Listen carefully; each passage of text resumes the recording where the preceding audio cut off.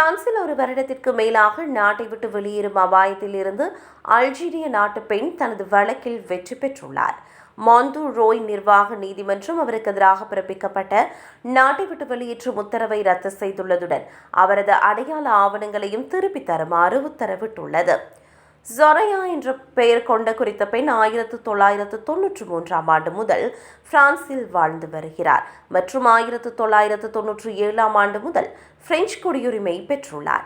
ஆனால் Paris police தலைமையகம் கடந்த ஆண்டு ஜூன் மாதம் இவருக்கு ஆவணமற்றவர்களுக்கான நாடு கடத்தும் உத்தரவை வழங்கியது. இதனைத் தொடர்ந்து அவரது தேசிய அடையாள அட்டை மற்றும் பிரெஞ்சு அல்ஜீரிய கடவுச்சீட்டுகள் பறிமுதல் செய்யப்பட்டன. இதனால் அவர் பொது போக்குவரத்தை தவிர்த்து வாகனம் ஓட்டுவதை நிறுத்திவிட்டு தனது மகளை பாடசாலைக்கு அழைத்துச் செல்வது போன்ற அத்தியாவசிய பயணங்களை மட்டுமே மேற்கொண்டு பெரும் சிரமங்களை எதிர்கொள்கின்றார். இந்த நிலையில் கடந்த வாரம் மாந்து ரோய் நிர்வாக நீதிமன்றம் பாரிஸ் போலீஸ் தலைமையகத்தின் முடிவை அதிகாரப்பூர்வமாக ரத்து செய்தது. மேலும் அவரது அனைத்து அடையாள ஆவணங்களையும் உடனடியாக திருப்பித் தருமாறு உத்தரவிட்டுள்ளது. அவரது நீண்டகால நிச்சயமற்ற நிலைக்கு முற்றுப்புள்ளி வைத்துள்ளது.